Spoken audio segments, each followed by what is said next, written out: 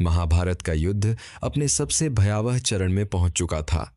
कुरुक्षेत्र की धरती पर हर तरफ केवल रक्त, धूल और मृत्यु दिखाई दे रही थी।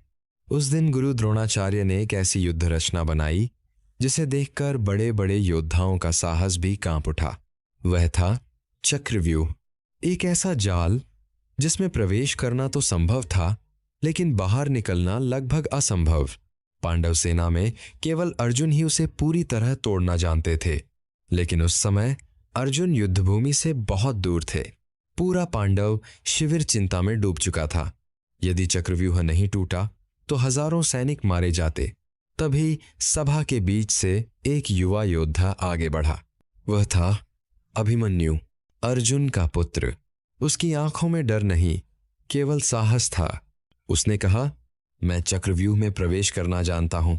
कुछ क्षणों के लिए सबके चेहरे पर आशा लौट आई, लेकिन तभी युधिष्ठिर ने गंभीर स्वर में पूछा, क्या तुम बाहर निकलना भी जानते हो? वातावरण अचानक शांत हो गया। अभिमन्यु कुछ पल मौन रहा, फिर बोला, नहीं, मैं केवल भीतर जाना जानता हूं।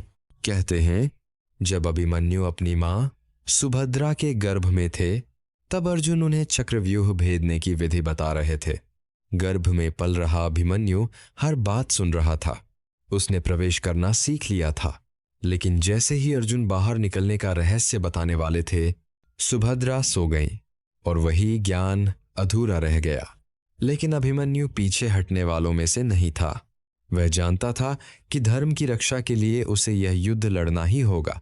रणभेरी बजी, घोड़ों की टापों से धरती कांप उठी और अगले ही क्षण अभिमन्यु का रथ तूफान की तरह चक्रव्यूह की ओर दौड़ पड़ा। उसके बाण बिजली की तरह बरस रहे थे।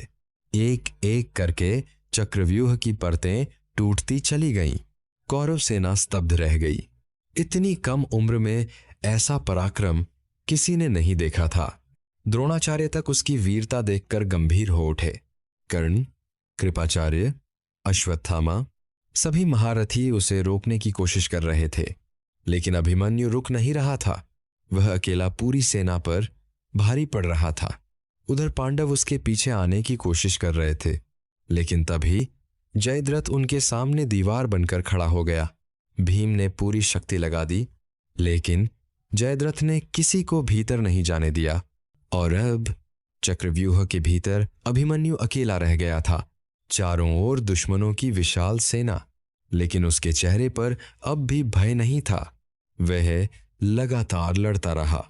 उसके बाणों ने युद्धभूमि में हाहाकार मचा दिया। सैनिक भागने लगे, रथ टूटने लगे। तब कौरवों ने युद्ध के नियम तोड़ दिए। एक साथ कई महारथी अभिमन्यु पर टूट पड़े।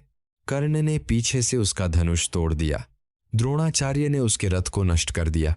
घोड़े गिर पड़े, रथ टूट गया, लेकिन अभिमन्यु फिर भी नहीं रुका।